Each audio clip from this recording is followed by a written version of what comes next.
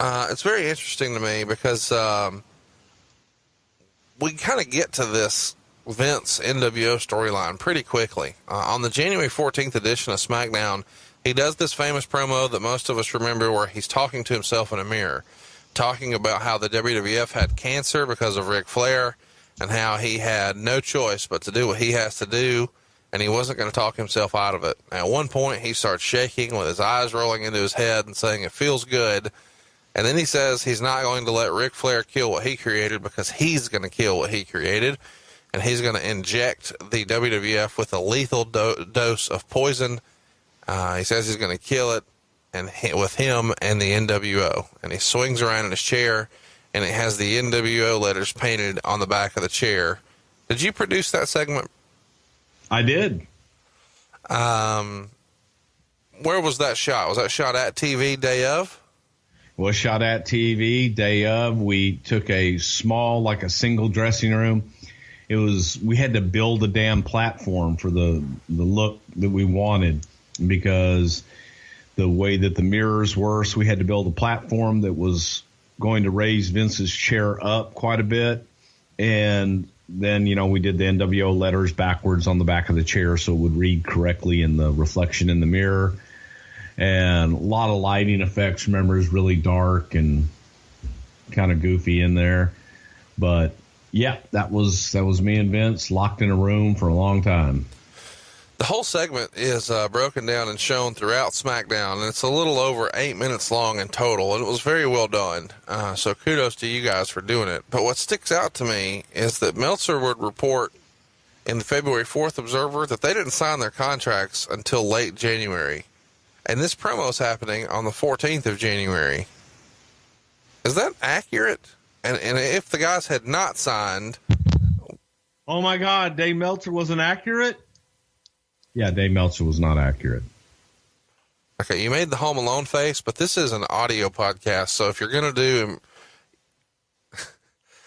Did it again. If you're going to do silent movie gags, you need to remember that this isn't a video show yet. Okay,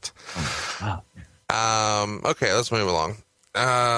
Meltzer was incorrect. They were signed. They were ready. We wouldn't have done it if we didn't have them. So there's a story going around, and this could just be internet legend at this point, but supposedly the Dudley Boys are there, and Scott Hall's trying to be chummy with them and says something along the lines of, "Hey man, I love your finish. What do you call that?" And they tell him, "Oh, it's the Dudley Death Drop. We appreciate that. Thanks, man."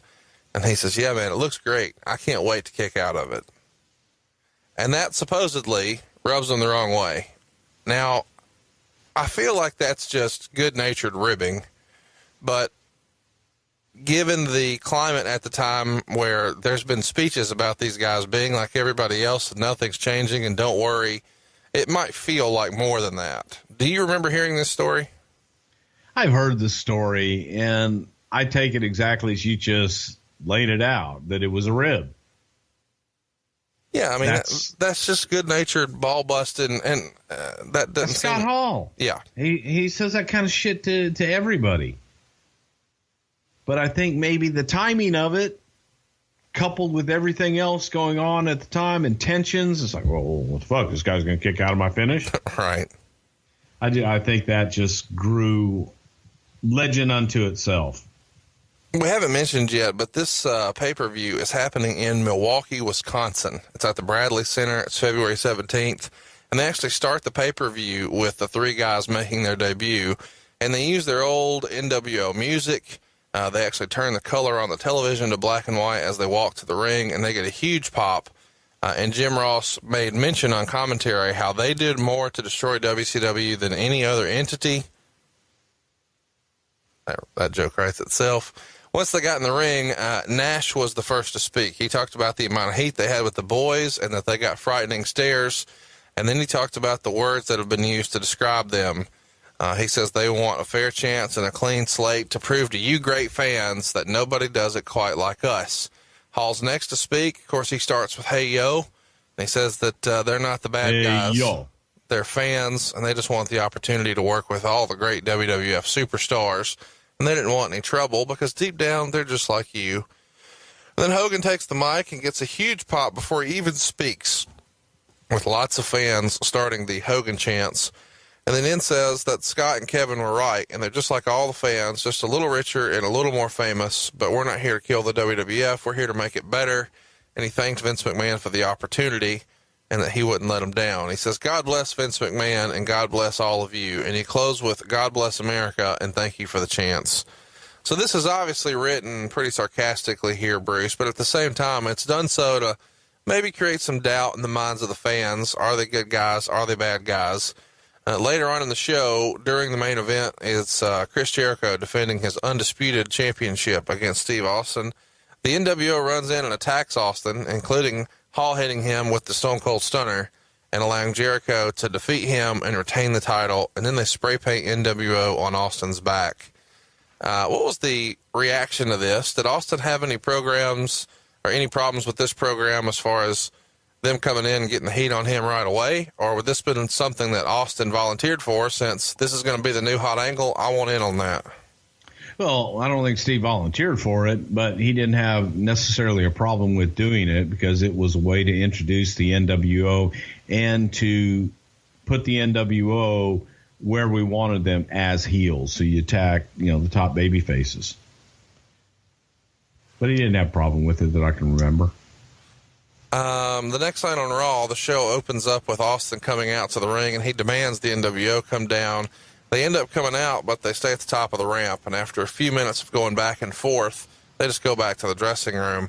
Austin ends up getting arrested, and after the commercial break, he's in the back of the cop car with the NWO standing there looking at him, and Hall is mocking him. So did you guys know right away, okay, here's our plan. We're going to program Hall with Austin, because it feels like even in their first night with him doing the stunner and then mocking him the next night, that was the plan right away. It's going to be Hall and Austin. It was, and because we wanted to have somewhere to go. So we figured people would be looking for that Austin Hulk match. Don't give it to them right away. Let's build to that, and let's get people behind it. Let's get them demanding it, really wanting it. So the idea was to go Hall and Austin, and Rock and Hogan. Felt those are the two best matchups for the first time matchups. That seems really crazy to me that you guys wouldn't try to book Hogan Austin. I mean, it never happened, but it seems like it would have been awesome. And, obviously I'm not disappointed with what we got, so calm the fuck down. I'm just saying. Rock and Hulk was just as attractive. You got to do one of them first. If we had done Austin and Hulk, they said, goddamn, why didn't you guys do Rock and Hulk? It was right there. You got to do one of them. So in your head, Austin is not a notch above Rock. They're 1A and 1B. At that time they were pretty damn equal. Okay. Later in the show, the NWO shown outside the building getting ready to leave, but Hogan says they have to attend to some personal business. So to come back and get him in about half an hour. And then later, Hogan comes out to a huge pop, and there's giant chants of Hogan.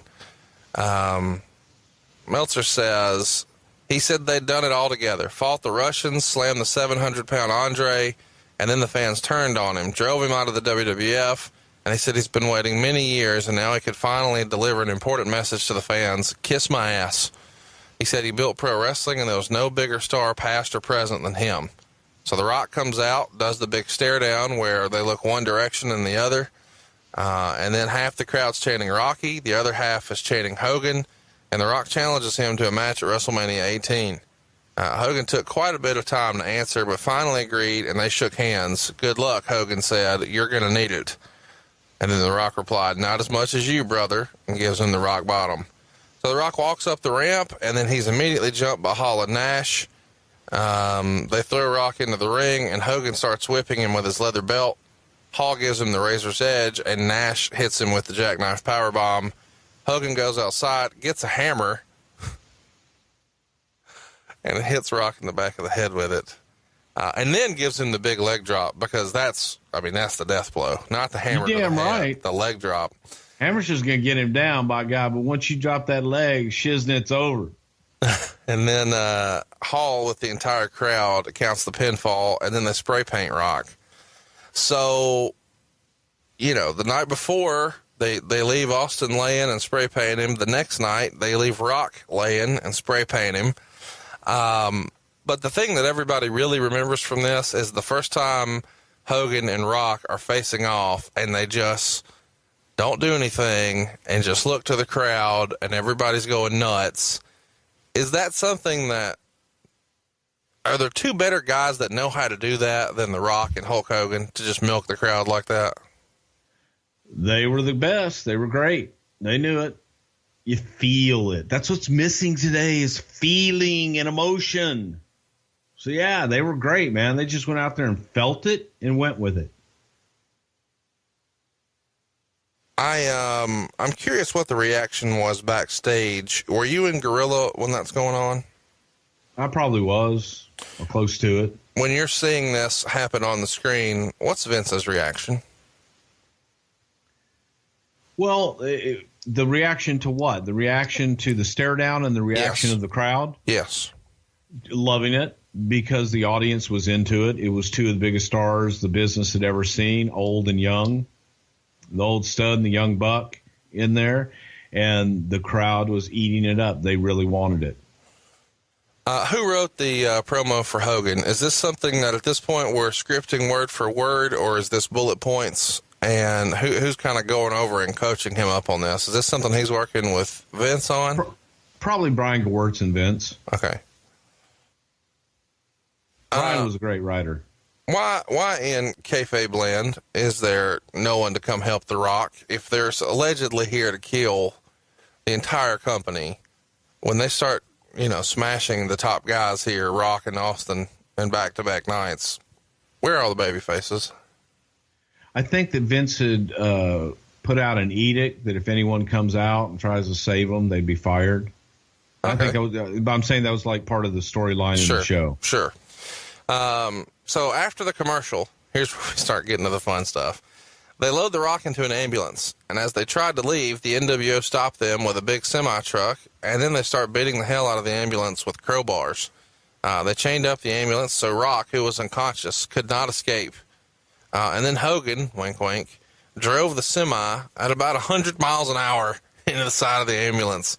And those in the building have said the crowd was like 40%, 50% behind the NWO during this angle. They're cheering on The Rock being attacked inside the ambulance. And Hogan is so excited that he did crotch chops. And the NWO then looks into the back of the ambulance, presumably to see The Rock's remains, and then run off into the night. And Jim Ross famously says tragedy has struck a WWF superstar. What are your memories of doing this? Did y'all shoot this the night before? No, we shot it the night of. Wow. And it was pre-taped. It was very ambitious. It was friggin' cold in Chicago.